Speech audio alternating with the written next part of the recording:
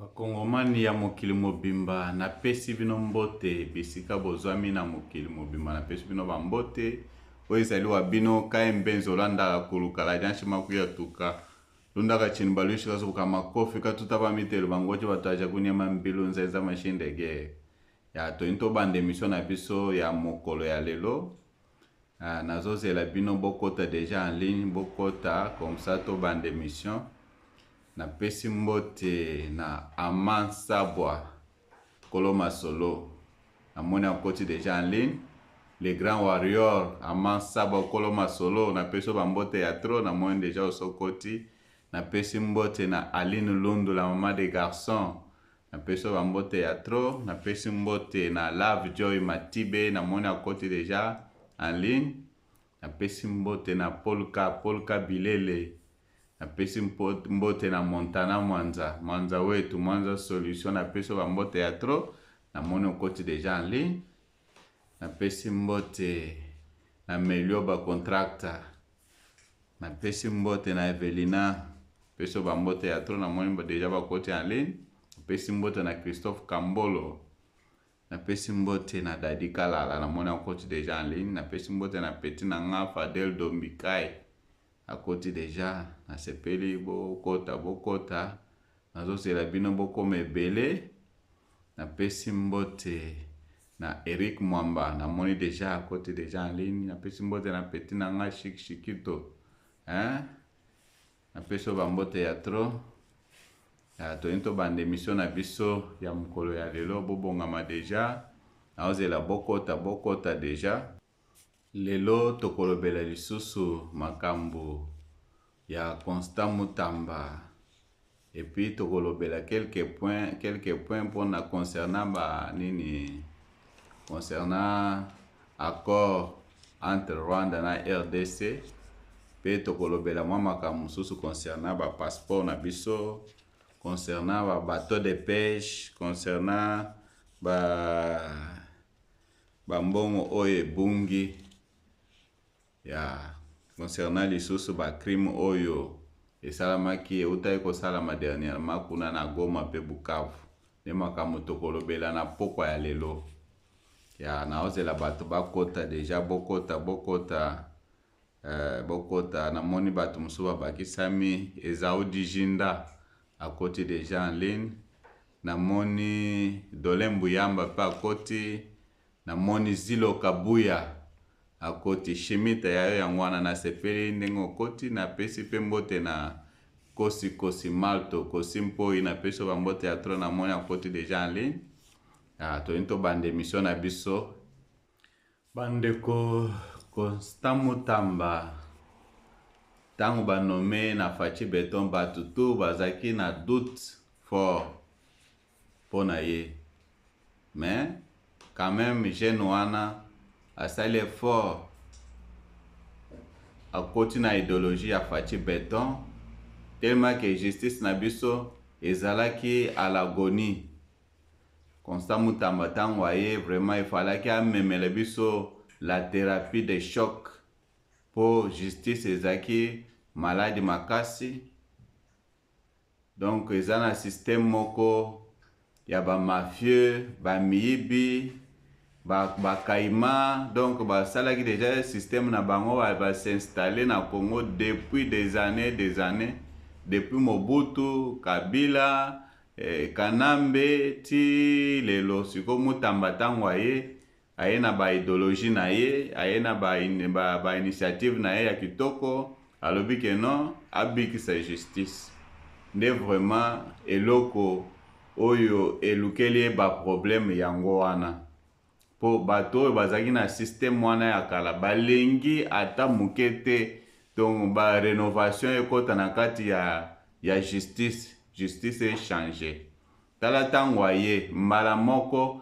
akotisi donc la bancarisation ya système judiciaire donc makambo ya kofuta lisusu bambongo kokende kofuta bambongo na bamagistrat na maboko aboyi yango alobi bambongo ifo banda koleka na banque à travers likambo wana asalaki omoni quand même mbongo ebandi kokota na ministère na ye yango nde esali keno ecreye bambongo oyo oyo mvonda bimiseli misu ke Mutamba yebi ezali euti na mayele ya Mutamba ye moko acreye bambongo wana ebandi komonana nde alingi atonga prison wana nyonso wana ezalaki mayele ya Mutamba mbongo wana euti te euti wapi songolo pakala o euti soki wapi te donc na mayele na ye acreye bambongo wana aye na bainitiative moko ya kitoko tellement ke bakaima batondani wana na bamafie basangani na barwandais na bato oyo bazali kotravaye na barwandais na kati ya mboka na biso donc batondani donc Mutamba tellement ke aye atelemeli bango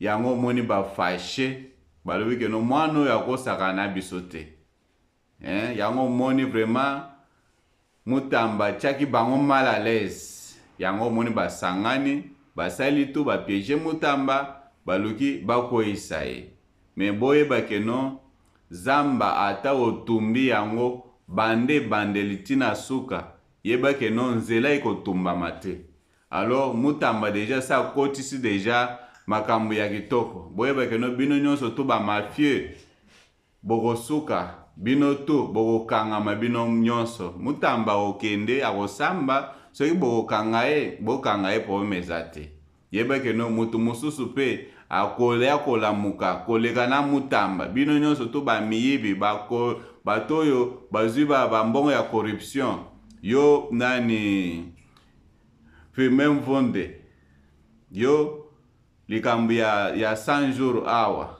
ya Kamere basambisi Kamere bapesi 20 ans de prison kaka yo wana le Kamere corrompre yo apesi bala okitisi bambula 16 ans ekiti 10 ans le 0 obimisi ye me aza moyibi ayibi mbongo ya 100 jours aza na badossier ebele obimisi ye kaka bino wana bosangani po boelimine Mutamba yo na Kamere na bato nyonso tu wana na bato ya Kabila baescroc nyonso wana na bapante nyonso tu baza kuna na este bananga les autres bosangani po bokweyisa Mutamba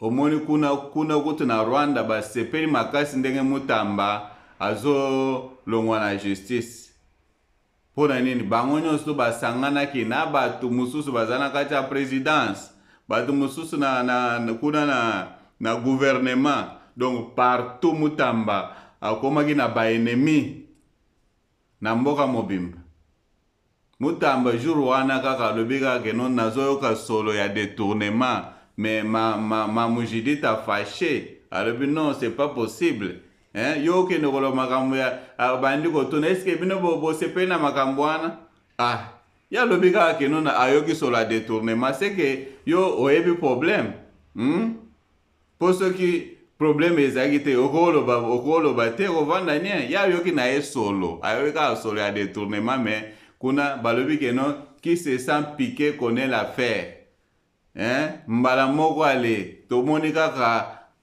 bato baningani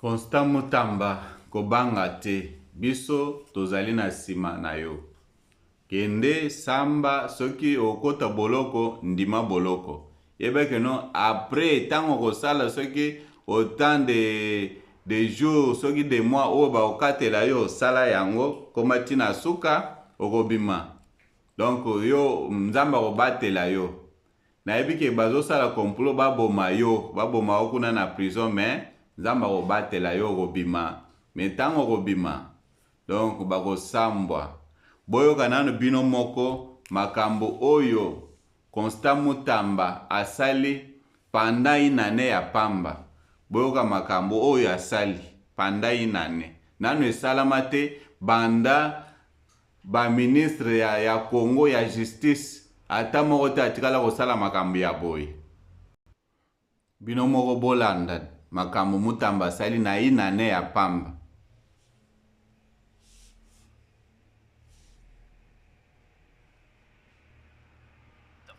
Pet insurance from just 69 Rand a month. Get a quote from Outsurance Pet today. Excellent République. Je tiens tout d'abord à vous remercier pour la confiance que vous m'avez accordée en me nommant ministre d'État, ministre de la Justice et garde des Sceaux.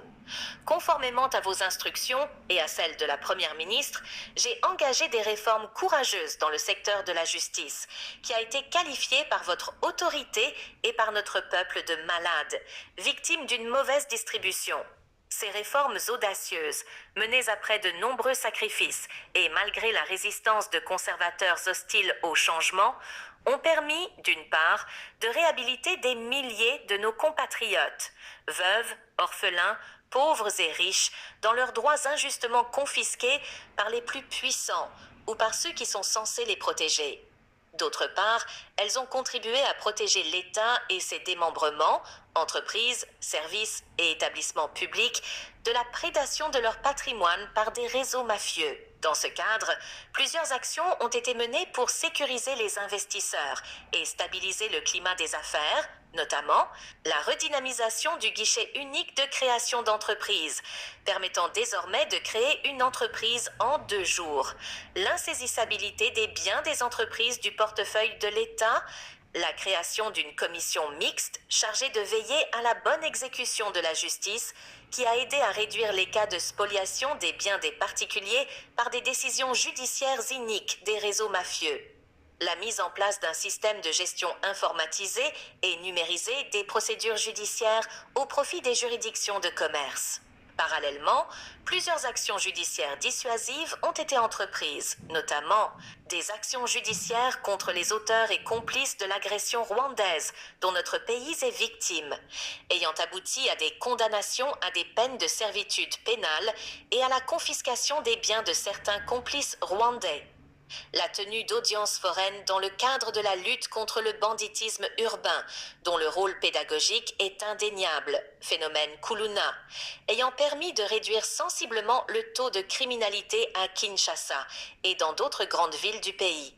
Dans le même cadre et dans le but de mettre en œuvre les résolutions des États généraux de la justice de novembre 2024, qui constituent la thérapie adaptée à la maladie dont souffre notre justice, plusieurs autres actions ont été menées, notamment le dépôt à l'Assemblée nationale de la loi portant création du tribunal pénal économique et financier et du parquet y rattaché, votre projet de campagne. La bancarisation des frais du secteur de la justice ayant contribué à la multiplication des recettes du secteur.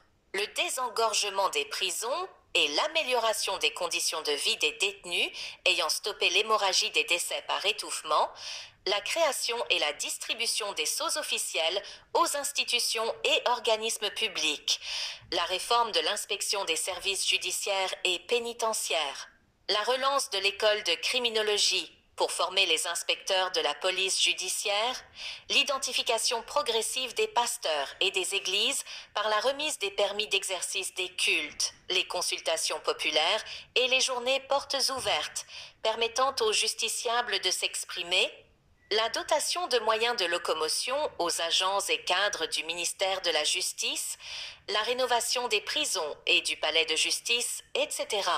Toutes ces réformes qui ont été engagées à votre grande satisfaction et celle de notre peuple ont contribué à restaurer la confiance des citoyens envers la justice. J'espère qu'elles seront consolidées. Malheureusement, au moment où, tel votre soldat, engagé dans des poursuites contre des hauts responsables de l'AFC M23, je suis surpris par un coup de poignard dans le dos, à travers un complot politique visiblement conçu à Kigali et exécuté par certains de nos compatriotes, visant à freiner cet élan de réforme et de patriotisme. Ce complot ne vise pas ma personne, mais cherche à désorganiser la riposte gouvernementale face à l'agression rwandaise et à bloquer toutes les réformes internes en cours. Après avoir échappé à plusieurs tentatives d'empoisonnement et d'élimination physique, les réseaux mafieux, y compris ceux infiltrés au service de nos ennemis, ont réussi à m'humilier en raison de mon engagement. Je ne peux rappeler ici le degré de mon intégrité et de mon engagement envers notre mère patrie. Ma loyauté envers votre autorité est indéfectible, et c'est ce dont je suis aujourd'hui victime. Je n'ai jamais compromis mes valeurs, et je ne le ferai pas. Je n'ai pris aucun dollar de l'État. Je vous promets de ne pas abandonner le combat pour une justice juste et équitable pour tous, débarrassée de toutes les tares actuelles, et non d'une justice instrumentalisée pour des règlements de comptes politiques. Je vous promets également de ne pas abandonner le combat contre les envahisseurs. Ainsi, j'ai accompli tant soit peu mon devoir, celui que vous m'aviez dicté. En tant que républicain, respectueux de la Constitution et des lois de notre pays, je vous remets ce jour, non sans regret, ma démission pour faire face à ce complot politique dont se revendique le ministre rwandais des Affaires étrangères, qui a jubilé à travers son tweet, ainsi que les responsables de l'AFC M23, dont l'objectif ultime est d'obtenir mon élimination physique. Constant Mutamba Tungunga. Bino moko boyoki bolandi makambo Mutamba sali pendant une année ya pamba. Tiko soki asalaka tina suka ya manda faci. Oyebike justice elingaki bika mbala moko. Mais ekufeli te. Oyo akoya na nsima na ye akosala kutu mingi koleka. Bino bokanisi keno bobiki. Yeba keno tokolamusa bibembe tu eza na ba placard nyonso tu ekobima. Boko sambwa. Boyoka ba crime oyo esalami kuna na Goma na Bukavu du 9 mai au 16 juin. Donc, il y a plus de 280 personnes qui sont exécutées. Il y a au moins 102 femmes violées dans la période ouane. Il y a plus de 270 cas de torture physique. Il y a des centaines de disparus. Des centaines de disparus, je vous dis. Il y a des milliers de recrutements forcés. Des villages entiers incendiés. Et puis, ils ont créé un gouvernement parallèle illégal installé là-bas à l'Est. Il y a des réfugiés qui sont traqués. Il y a des citoyens congolais déportés comme sympathisants FDLR. Citoyens congolais, bazui bango, kosi keno eza FDLR, bazui bango bakena bango Rwanda. Makambo tolobela susu makambo ya o etali ID na biso, o etali identité. Depuis Faci akenda kozwa carte d'identité ti lelo ata congolais moko te atikali kozwa carte d'identité. Mbongo ese ebimaki, mais ti lelo baye na ba compagnie ya mayuya ya ba coopération, bato mosusu balingi bango bakota na coopération mpo banda kozwa ba bénéfice, bazwaka ba pourcentage yango babomi marché wana. Ti lelo ID identité na biso, carte d'identité tozwi te. Donc faut Faci makambo vraiment faut kobeta loboko na mesa. Mbongo oyo il faut ebima, il faut bapesa biso identité na biso, carte d'identité. Trop c'est trop. Na mbongo oyo ebimaki mpona bateau de pêche. Bake kozwa ba bateau de pêche kuna na Egypte, ba bateau ya kala, biloko ya kala ya kobeba babongisi bapakoli couleur. Eye boye na nzela deja mibale ekufi. Moko oyo ekomaki wana ekomi mpe eye kokufa. Pe bazongisi yango lisusu na Egypte. Ti lelo tozela ba bateau de pêche ezomonana te. Me mbongo ese ebimaki bato bale. Il faut bato wana balandela bango. Et puis problème mosusu ya passeport. Donc passeport na biso ya sika. En tout cas, topesi longonya na Mama Thérèse Kaikwamba Wagner.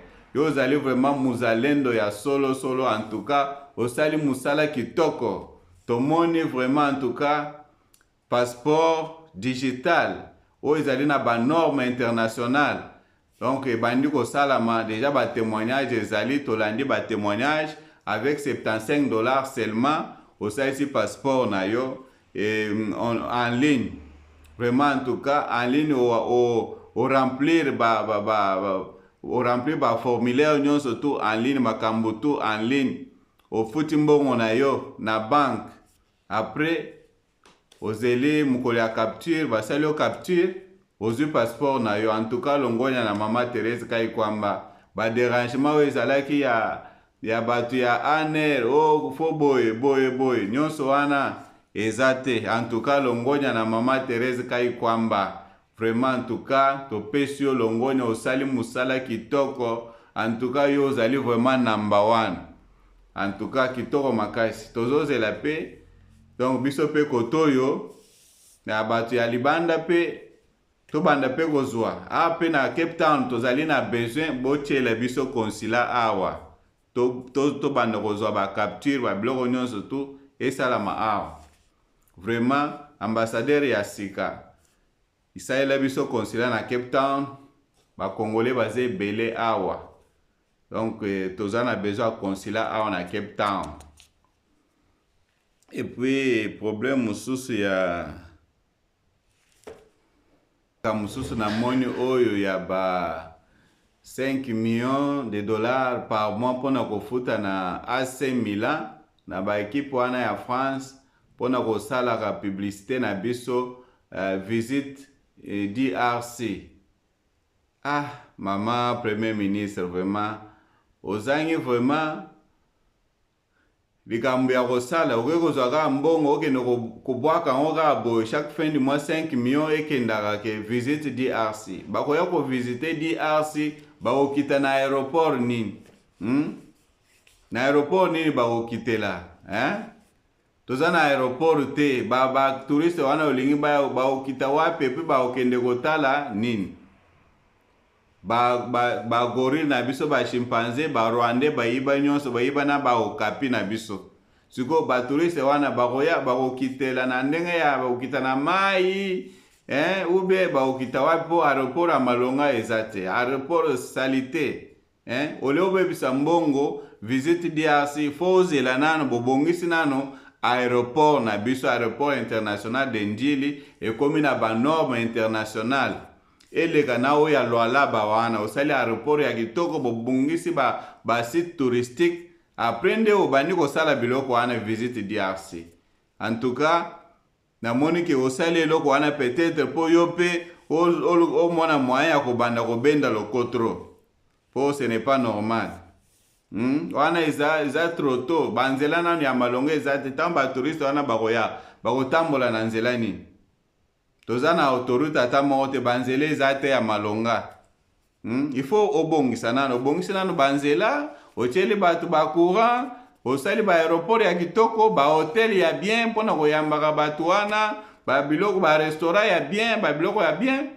Bobongisi ba lieu touristique, tant batu ba touriste bazoya, comme ça mbongo ekotaka na yo oza sûr que non nengo osali bongo publicité wana visite DRC bato bakoya par mois mbongo wana 5 millions wana yo ozo dépenser ese banda okota.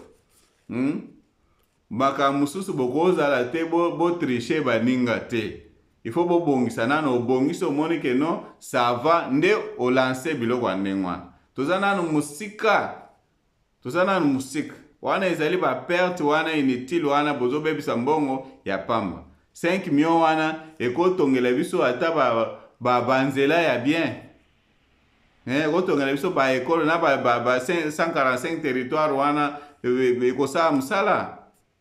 Yozu okeko bebisa nano me toza nano ata na aéroport ya malonga te. Tala aéroport ya Njili wana eza kikuku. Eza trop sale. Esalaka soni aéroport wana. Aéroport moko ya l'échec. Bobongisa nano aéroport ya sika ya kitoko. Nde sikoyo bokende makambo ya visite DRC. Bolongola biloko wana. Tolingi yango te na minute.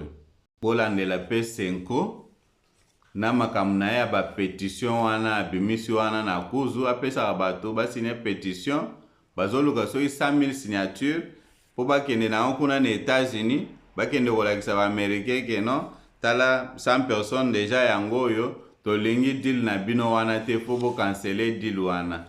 Alors bolandela Senko place obo okuta déjà bato bozwi ba preuve bato basine biloko wana ale umukamate.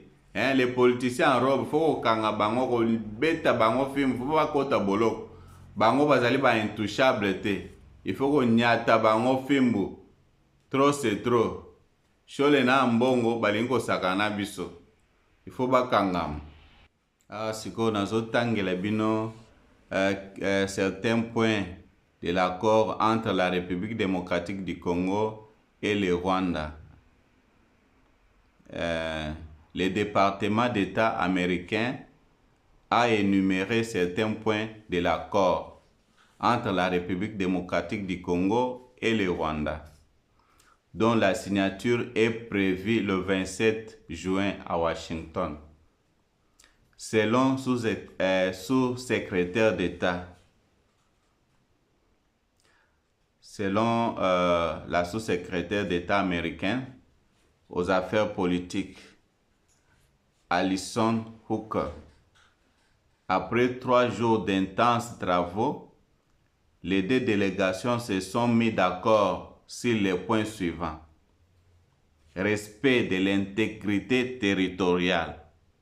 Donc, mutu na mutu a respecté ba limite na ye. Mutu akota susu na mboka ya muninga te. Interdiction des hostilités, c'est-à-dire la fin de la guerre. Wana guerre esili parmi ba point. Le désengagement, c'est-à-dire retrait des troupes des zones occupées. Donc place tout oyo banguna bazali ba occupé. Donc faut ba troupe na bango elongwa. Désarmement, c'est-à-dire les troupes rebelles sont désarmées. Donc ba rebelles ba désarmer bango. Et puis intégration conditionnelle des groupes armés non étatiques. C'est pas question d'intégration en masse, brassage ou mixage. Donc moko na moko tokoyeba yo zana ne oza Rwanda oleki boye pona okende Rwanda oza Congolais ozana baba étudier kana yo ce que osala ki ba crime obomaki osali boye foko okoti prison. Mise en place des mécanismes conjoints de coordination de la sécurité intégrant les CONOPS du 31 octobre 2024. Wana ezali concernant les processus de Luanda. Facilitation du retour des réfugiés et personnes déplacées à l'intérieur du pays. Wana ezali batu oyo tangu ba mbendre wana ba pante wana bazoya ba beti masasi bakimisi batu bakimi bakeko se réfugiés na bakan de réfugiés lokola kan ya Mogunga oyo batu bazaki wana batu tu wana bakozonga na bamboka na bango. Mais na bamboka na bango place ba déplacé ba Rwandais sikoyo bazui bandeko na bango ba Rwandais na Rwanda ba famille basi na bana na mibali baye ko installer bango na place bato ba Congolais bakimaki bitumba bango bazui ba Rwandais baye ko remplacer. Donc makambo nyonso tu wana toyebi. Donc batutu oyo bino tu oyo ba Rwandais boye ko remplacer ba Congolais yeba ke non toko bokozonge pa bino. Bokozonge pa bino bokovanda wana te bokozonga na malembe. Tolingi biloko wana te bokozonga na malembe na mboka na bino. Accès humanitaire ainsi que les cadres d'intégration économique régionale.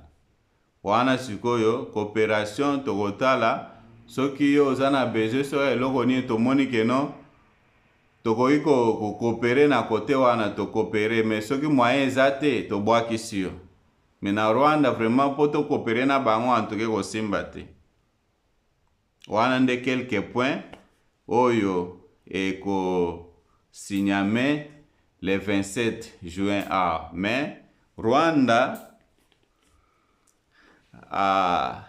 akomi ko hésiter akomo boya pona koya ko signer le 27 wana.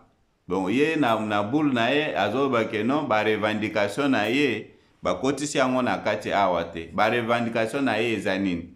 Alobi ke non faut balobela makambo ya minorité, babuzoba na ye azalaki nango wana atie biso singa na kingo makambo minorité, stigmatisation boye na boye. Babiloko wana asali yango pendant des années. Tellement que batimbele déjà aza fa kwa yango batiango na kati te. Alobi il faut batala makambo ya frontière oyo ba Belge bakataki mabe selo bango. Balobi lisusu ya na likambo ya FDLR ba mentionné yango te na kati wana. Yango baboyi balobi ke baya ko signer te, mais bango baya te yeba ke no eko signer me et puis na suka bango bako sentir. Donc bako mona siko bisika fachi beto akobimisa manzaka na ye. Toyoka lisusu o lisasi kuna ebeti ndenge tokosala bango tobombi nanu tobombi nanu. Nasepeli vraiment mokolo ya lelo namoni bato ebele bazaki en ligne. En tout cas napesi bino bambote, nasepeli bato tu bazaki en ligne napesi bango bambote. Namoni Ama JP, Ama Sabwa, les grands warriors, Koloma Solo, napesi bambote ya tro euti Cape Town. Napesi mbote na Aline Lundu, la maman des garçons. Napesi mbote na Adasa Lundu, namoni azaki en ligne. Napesi mbote na Bibishi Lundu. Napesi mbote na Keira. Napesi mbote na Serafine Lundu. Napesi mbote na Daichi Dada Kano Kaka. Sola likambo vina plateau. Mwana mama napesi bambote ya tro namoni ozaki en ligne. Napesi mbote na maison GBO Global Business Option ya Pisto Pile wa Banyambile. Napesi bambote ya tro. Napesi mbote na Montana Mwanza wetu Mwanza Solution. Napesi bambote ya tro. Napesi mbote na Paul Mukoko mon associé alozolanda en direct de Chikapa. Napesi bambote ya tro. Napesi mbote na Sarah Bay. Mama Sarah napesi bambote ya tro. Azolanda en direct de Chikapa. Napesi mbote na Zilo Kabuya Shimita ya yo ya mwana. Napesi bambote ya tro. Namoni ozolanda en direct zo bambote. Napesi mbote na Kosimpoi Kosi Malto. Napesi mbote na Henri Mukadi ya yo ya mwana. Napesi bambote ya tro. Napesi mbote na Lina Kabe ya Ikala. Napesi bambote ya tro. Napesi mbote na Saint Nicolas. Napesi bambote ya tro. Azolanda en direct de Mbushimai. Napesi mbote na Mondo Bazar Kalonji Mondo. Napesi bambote. Napesi mbote na Piero Luyeye mbia mwana. Napesi bambote ya tro. Ozali kolanda en direct. Napesi mbote na PDG Limo Santo. Napesi mbote na James Kapucha. Amoni azali kolanda en direct. Napesi mbote na Jackson Jackson. Napesi bambote ya tro. Napesi mbote na Colonel Braddock Celestin Kamalenga ya yo ya mwana. Napesi bambote ya tro. Napesi mbote na Petit Colon Dani Kule Petit Colon. Napesi bambote. Napesi mbote na Lulu Yolo ya yo ya mwana. Namoni azali kolanda en direct. Napesi mbote na Melioba Contractor. Napesi mbote na Evelina. Napesi mbote na Nat Boutique. Napesi mbote na Dodo Full Option na Kasumbale azolanda en direct. Napesi mbote na Love Joy Matibe. Napesi mbote na Aigle Gilles le vrai témoin. Napesi mbote na El Shama Makumbi ya yo ya mwana. Napesi mbote na Clément Cape Town azolanda en direct. Napesi mbote na Mardoche Kazadi. Napesi mbote na Christophe Kambolo. Napesi mbote na Emma Kalubi Manseba ya yo ya mwana. Napesi mbote na Dadi Kalala peti na ngai. Napesi mbote na Fadel Dombikai peti na ngai. Napesi mbote na Boga Mbikai Bikens Bayaka peti na ngai. Napesi bambote ya tro. Napesi mbote na Maître Fils Kabongo Mutoka Mokonja Mbujimai. Napesi mbote na la Daes Vanessa ya yo ya mwana bambote uti Cape Town. Napesi mbote na Jariel Das da Silva bato bazolanda en direct. Napesi mbote na Tarsis Dikimbi papa na ngai. Napesi mbote na Jibile Love. napesi mbote na Rebecca Couture yayo yangwana, napesi mbote na Didier Kivuila, napesi mbote na Gloria Bibole, napesi mbote na Sumbu Sumbu, napesi mbote na Jean Kanda, napesi mbote na Batoka 16, napesi mbote na Ezao Dijinda na moni azolanda nga direct, napesi mbote na Didier Kabeya, napesi mbote na Elvis Mukendi, napesi mbote na Mirmu, Mireille Mbombo, napesi mbote ya tro, napesi mbote na Jobi Kalala, napesi mbote na Robert Tambwa Pasta, mon ami d'enfance, napesi mbote azolanda nga direct de Kinshasa, napesi mbote na Robert Kani, napesi mbote ya tro azolanda nga direct de Mbujimayi, napesi mbote na André Kabangu Mvinga Minu yayo yangwana, napesi mbote na Nadine Muninga, napesi mbote na President Kasusula, napesi mbote na Charlotte Chidiaja yayo yangwana bambote uti Cape Town, napesi mbote na Gilles Pemba wabama Chematama, napesi bambote ya tro, napesi mbote na Claude Mwanza na Jobur awala nangan direct, napesi mbote na William Kabuya, napesi mbote na Bujitulu Chilombo, napesi bambote ya tro, napesi mbote na Christian Ilunga, napesi mbote na Kanono Kuluma na zola nangan direct, napesi mbote na Eric Mwamba, napesi mbote na Arthur Kalala, napesi mbote na Charles Ilunga Shaba awala nangan direct de Lubumbashi, napesi mbote na Emeka Beya, mon ami d'enfance, napesi mbote na Gedeon Vaillant Guerrier Mobunda, napesi bambote ya tro, napesi mbote na Samia Poati,